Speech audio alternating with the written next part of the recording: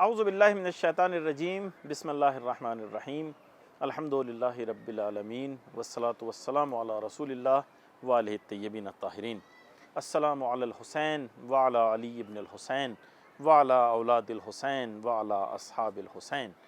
ناظرین اکرام، خداوند متعال کی بارگاہ میں شکر گزار ہیں کہ اس نے ایک مرتبہ پھر ہمیں توفیق دی اس اربعین حسینی کے مخصوص پروگرام کے ہمراہ آپ کی خدمت میں حاضر ہیں، اور الحمدللہ اس پروگرام کو ہم قم المقدس حضرت فاطمہ معصومہ کے روزے سے آپ کی خدمت میں پیش کرنے کی سعادت حاصل کر رہے ہیں۔ اس پروگرام میں آپ کی خدمت میں خوش آمدید عرض کرتے ہیں، اور آپ تمام ناظرین جہاں کہیں بھی ہمارا پروگرام دیکھ رہے ہیں، آپ تمام ناظرین کی خدمت میں دل کی گہرائیوں سے ہدیہ سلام پیش کرتے ہیں اور اربعین حسینی کی مناسبت سے تعزیت اور تسلیت پیش کرتے ہیں۔ خداوند متعال آپ کی عبادت کو، آپ کی اطاعت کو، آپ کی زحمتوں کو، آپ کی اطاعتوں کو اور آپ کی عزاداری کو بحسن وجہ قبول فرمائے۔ ناظرین، امام حسین علیہ السلام کی زیارت کے ایام ہیں، جیسا کہ ہم نے کل کے پروگرام میں بیان کیا تھا کہ مومنین کی خواہش یہ ہے کہ وہاں پہنچیں اور جانے کے بعد اس اپنی عقیدت کا اظہار کریں اور جو زیارت کا حق ہے وہ ادا کریں، لیکن کرونا نے محدود کر دیا، نہیں پہنچ پا رہے ہیں، تو ہم یہیں سے امام حسین علیہ السلام کو زیارت کریں۔ اور دیکھیے، جو کل کا دن ہے، کل کے دن کی ایک بہت اہم زیارت ہے جس کو زیارت اربعین کہا جاتا ہے۔ ہمارے پاس دو عظیم سرمائے ہیں۔ ہمارے مہمان نے ایک پروگرام میں بیان بھی کیا تھا کہ مومن صبحوں میں ایک دعائے عہد پڑھتا ہے اور زیارت عاشورہ پڑھتا ہے، تو یہ تو ہے، واقعا زیارت عاشورہ کی بڑی تاکید کی گئی ہے، لیکن اسی طرح زیارت اربعین کو بھی مومن کی پہچان بتایا گیا ہے۔ جہاں پہ روایات میں آیا ہے کہ مومن کی کچھ پہچان ہے، ان میں ایک زیارت اربعین کا پڑھنا ہے۔ تو زیارت عاشورہ اور زیارت اربعین یہ دونوں اتنی اہم زیارتیں ہیں، یعنی جب ہم ان زیارتوں کو دیکھتے ہیں، ان کے کلمات کو دیکھتے ہیں، ان کے جملات کو دیکھتے ہیں اور انسان اس میں غور و فکر کرتا ہے تو حیران رہ جاتا ہے۔ تو ناظرین، آج ہماری گفتگو جو مختصر طور پر ہوگی وہ زیارت عاشورہ اور زیارت اربعین کے حوالے سے ہوگی۔ ہم اپنے مہمان سے کچھ جاننے کی کوشش کریں گے کہ وہ جملات جو ہم اپنی زبان پہ جاری کرتے ہیں ان کا مطلب کیا ہے، اور اہم پیغام زیارت عاشورہ اور زیارت اربعین کے کیا ہے، اور انشاءاللہ آپ سب زیارت اربعین کل پڑھیں گے اور انشاءاللہ ہمیں بھی دعا میں یاد رکھیں گے۔ الحمدللہ آج بھی ہمارے ساتھ جناب مولانا سید اون محمد نقوی صاحب قبلہ ہیں، تو ہمارے ساتھ رہیں، اپنے مہمان سے ملاقات کرتے ہیں، اس کے بعد باقاعدہ اپنے پروگرام کا آغاز کرتے ہیں۔ قبلہ السلام علیکم۔ علیکم السلام ورحمۃ اللہ۔ قبلہ بہت شکر گزار ہیں، آپ تشریف لائے، پروگرام میں آپ کو خوش آمدید عرض کرتے ہیں اور ایام اربعین حسینی کی مناسبت سے آپ کی خدمت میں تعزیت و تسلیت آپ کی پیش کرتے ہیں۔ خدمت میں بھی تسلیت پیش کرتا ہوں۔ قبلہ، میں نے جیسا کہ ابھی عرض کیا، دو اہم زیارتیں ہمارے پاس ہیں۔ ویسے تو ایک خزانہ ہے الحمدللہ، ہمارا مکتب جو مکتب اہل بیت علیہ السلام ہے اتنا غنی ہے معارف کے اعتبار سے کہ ہماری کوتاہی ہے کہ ہم ان تک نہیں پہنچ پاتے، کچھ پڑھ نہیں پاتے، کچھ حاصل نہیں کر پاتے، لیکن پھر بھی ہم زیارت عاشورہ کے بارے میں آپ سے کچھ جاننا چاہیں گے، کچھ اس کے جو اہم پیغام ہیں ان کی طرف آپ اشارہ بسم اللہ الرحمن الرحیم۔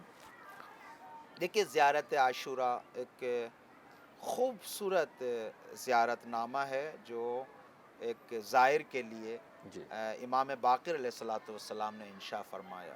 جی بہرحال روایات میں تو یہ آیا ہے کہ زیارت عاشورہ کو امام باقر علیہ السلام سے پہلے ملائکہ آسمان پر امام حسین کے لیے پڑھتے تھے، اللہ اکبر۔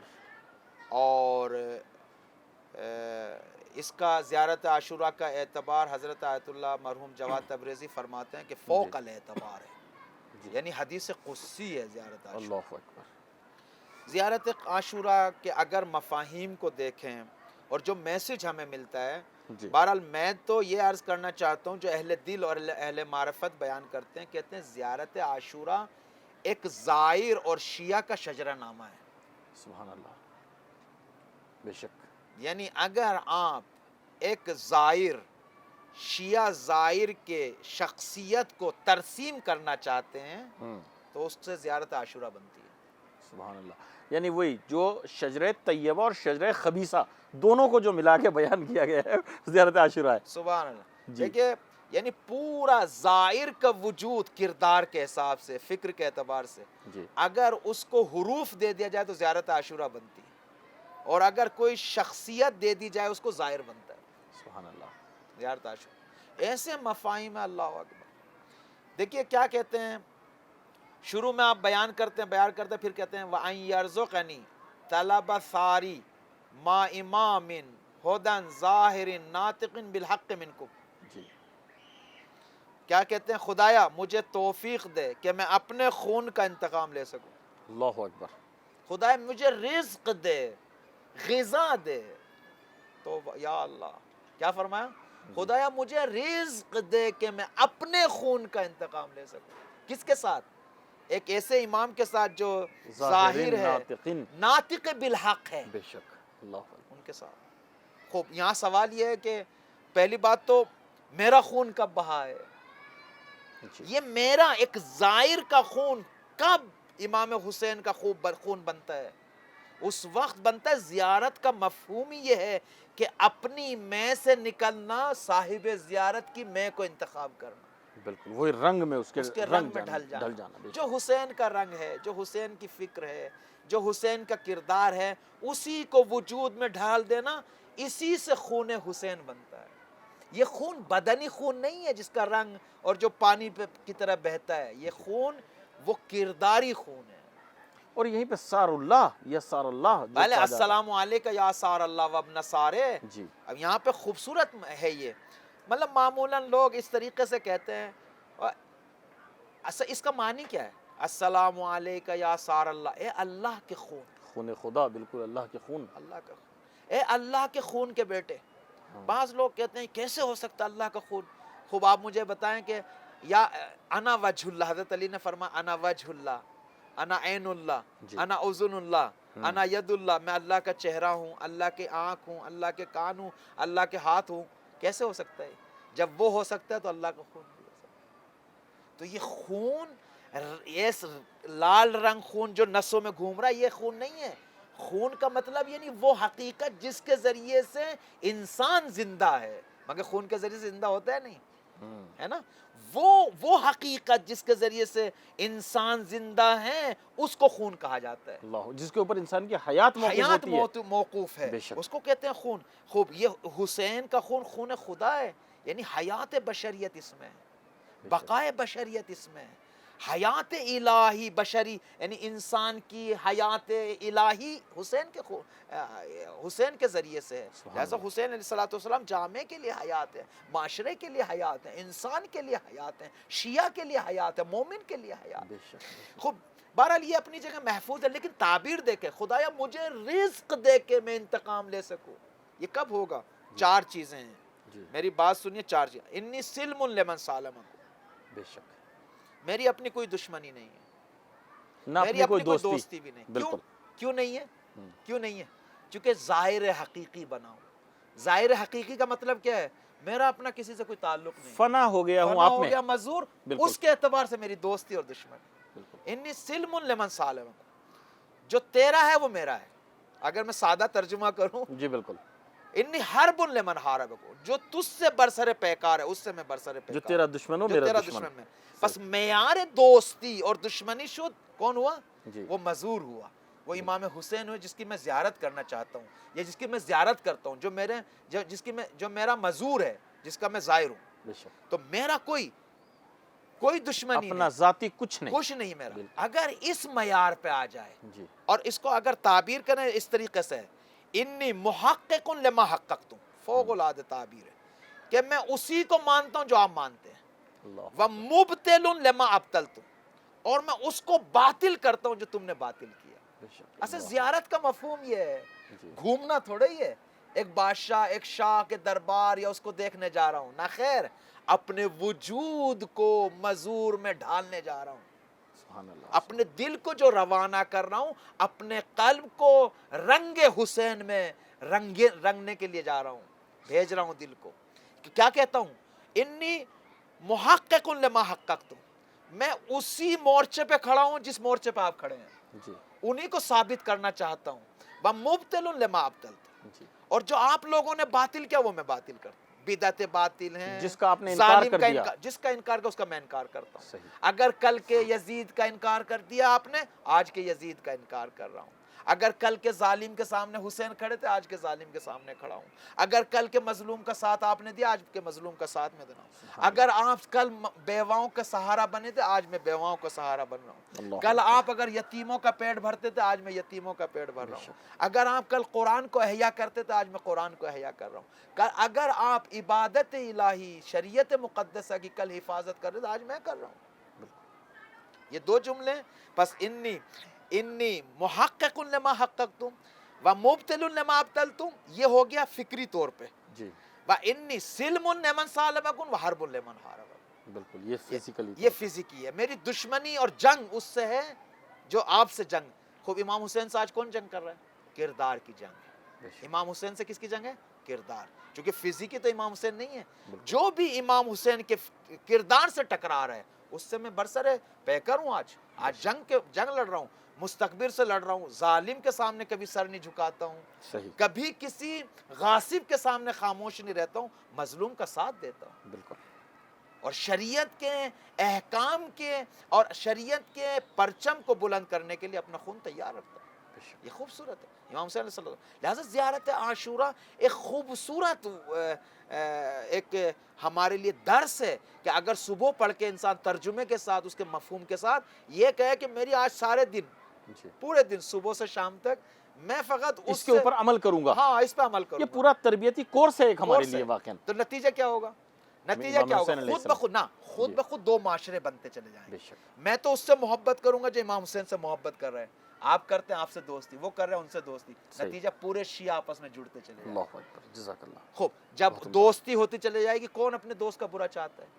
نہ میں آپ کی جیب کاٹوں گا, نہ آپ کو نقصان پہنچاؤں گا, نہ آپ کی غیبت کروں گا, نہ آپ کی برائی کروں گا, نہ آپ کے پیچھے کوئی بات کروں گا. نتیجہ اور آپ کے نہیں پھر کسی کے ساتھ بھی نہیں کروں گا. اپنوں ٹھیک. ہاں مطلب شیعہ کا ایک سالم معاشرہ بنتا چلا جائے گا. اور جب آپ کسی سے محبت کریں گے تو ظاہر سی بات ہے اس کو کسی چیز کی ضرورت اس کو پورا کریں گے, چونکہ امام حسین کا چاہنے والا ہے, فلاں کا لہٰذا اہل بیت نے فرمایا تم اگر ہم سے محبت کرتے تو ہمارے چاہنے والوں سے محبت کرو. گویا کہ ہم سے محبت کر رہے.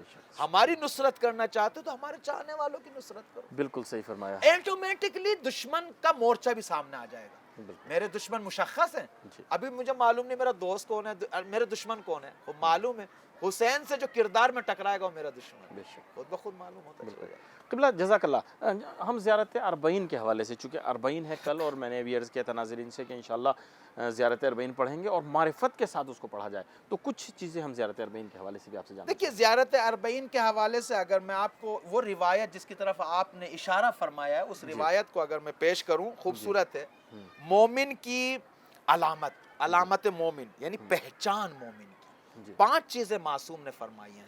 علامات المومن خمسن, مومن کی 5 نشانیاں ہیں, 5 علامتیں ہیں.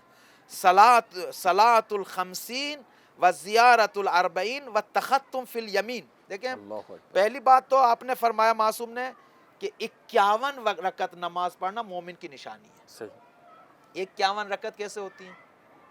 یہ 17 رکعت واجب نمازیں ہیں, باقی جو نافلہ نمازیں ہیں, مثلا ظہر کی 8, عصر کی 8, مغرب کی 4, عشاء کی علا بیٹھ کے 2, کھڑے ہو کے 1, اور صبح کی 2.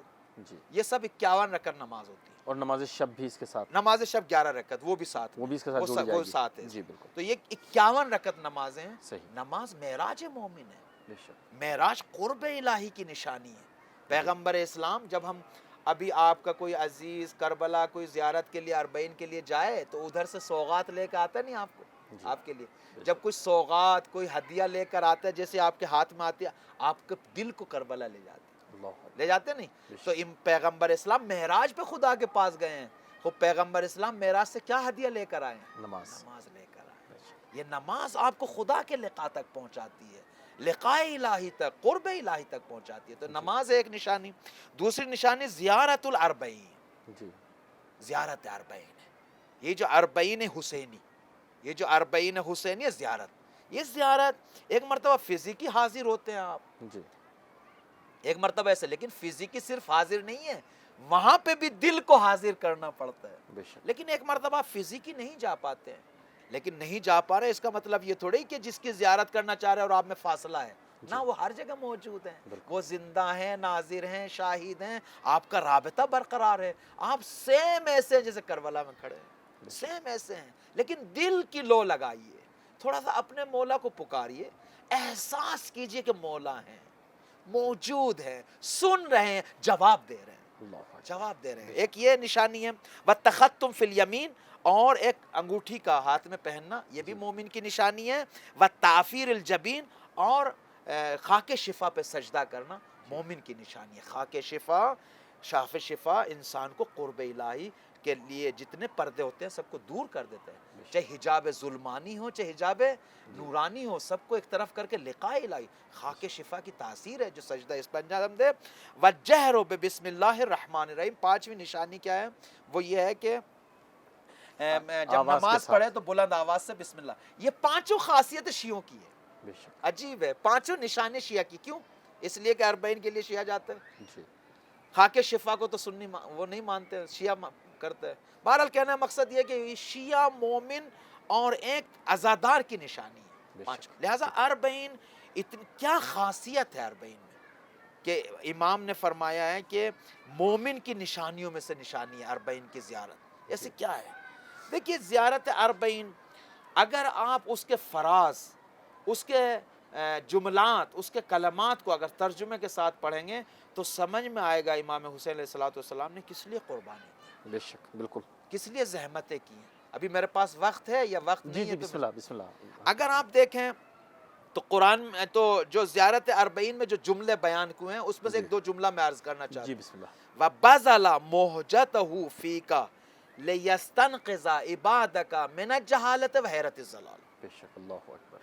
امام حسین نے کیوں قربانی دی ہے؟ جی کیوں قربانی دی ہے؟ سوال یہ ہے۔ جی بعض لوگ ایسے کہتے ہیں کہ امام حسین نے قربانی دے دی اپنے چاہنے والوں کی نجات کے لیے۔ جی خب نجات کس طریقے سے؟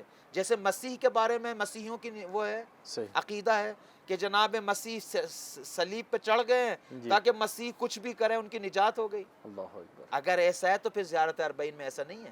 بَذَلَ مُحْجَتَهُ، اپنے خون جگر کو بذل کیا، دیا ہے، بے شک۔ فی کا خدا تیری راہ میں، لِيَسْتَنْقِذَ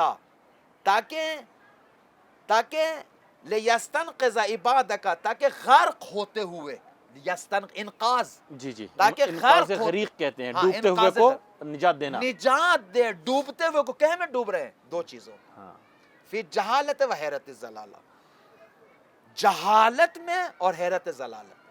جہالت میں۔ یعنی تاریکی گمراہی میں، جی اور وہ ضلالت ادھر جو ہے اس میں بھی اس کی یعنی گمراہی کی جو حیرانی ہے۔ احسن تو جی جی یعنی جو انسان غرق ہو گیا ہے جی علم کے اعتبار سے جہل میں، اور ادھر سے جو ہے نا کردار کے اعتبار سے فاسد کردار میں، اللہ امام حسین علیہ السلام قربانی تاکہ دونوں کو سبحان اللہ سبحان ہم فکری طور پہ نجات دیں، جی ہم عملی طور پہ نجات دیں۔ بے شک لہٰذا دیکھیے سارے اہل بیت علیہم السلام کشتی نجات ہیں، بے شک۔ لیکن اسرا اور سری ترین کشتی کون سی ہے؟ امام حسین علیہ السلام بے شک۔ خوبصورت کشتی ہے، اللہ اکبر۔ جذب کرتی ہے۔ اور قبلہ یہ جو صفت ہے صرف امام حسین علیہ السلام کی نہیں ہے، پورے انصار حسینی جو ہیں سارے ان کی شان یہی ہے۔ شان یہی ان ہے۔ کے بارے میں آج ہی پڑھ رہا تھا، ایک تو جناب مسلم ابن اوسجہ کے بارے میں ملتا ہے کہ جب وہ شب عاشور عبادت کر رہے تھے، نماز پڑھ رہے تھے، تو ظاہر ہے اس وقت مستحب نمازیں تھی وہ عبادت میں، تو اس نے کسی کی آواز کو سنا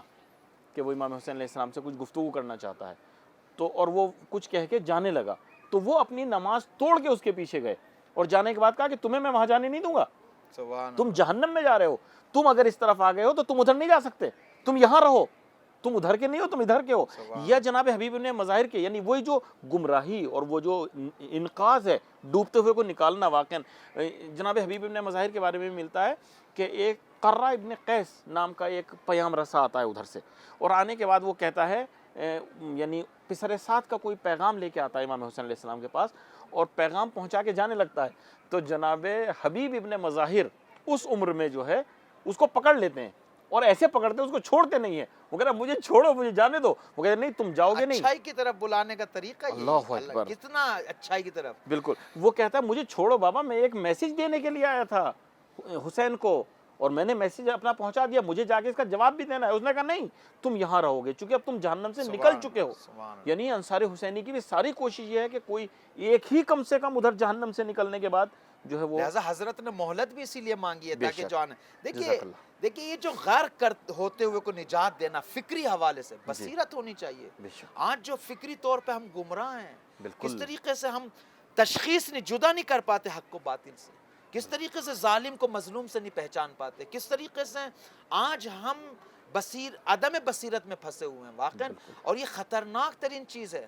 لہذا بعض علماء تو ایسے بھی کہتے ہیں کہ اہل بیت جو مظلوم واقع ہوئے ہیں اپنوں کی بے بصیرتی کی وجہ سے، بے شک، بالکل، لہذا بصیرت ہونی چاہیے، فکر، فکر حسینی ہونی چاہیے، فکر کو اتنا شباب ہونا چاہیے کہ حق و باطل، ظالم مظلوم جی کہاں پر کیا میری ذمہ داری ہے، کس مظلوم کا ساتھ دینا ہے، کب ظالم کے ساتھ کھڑا ہونا ہے، کس استکبار کے سامنے کھڑا ہونا ہے، یہ انسان کا یعنی ظالم کے مقابلے میں کب کھڑا ہونا ہے، ظالم کے مقابل میں کس طریقے سے کھڑا ہونا ہے۔ ایک دوسرے یہ کہ عمل کے اعتبار سے انسان ہمیشہ گناہوں میں، بازار میں کہاں جا رہے ہو بھائی، اینا تذہبون، کہاں جا رہے ہو، مگر کردار حسینی باقی نہیں ہے، مگر حسین کی زندگی اور سیرت باقی ہمارے سامنے موجود نہیں ہے۔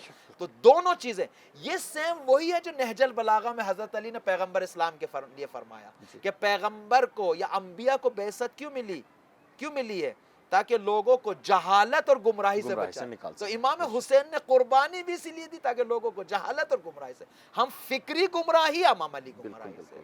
لہذا اگر کوئی چاہتا ہے بصیرت، اگر کوئی چاہتا ہے شعور، اگر شور کے ساتھ، اگر یہ بھی جملہ عرض کرو آپ کی خدمت، اگر شور اور شعور، اگر فقط شور ہو شعور نہ ہو تو اس سے خوارج بنتے ہیں۔ اللہ اکبر، بالکل صحیح فرمایا آپ نے۔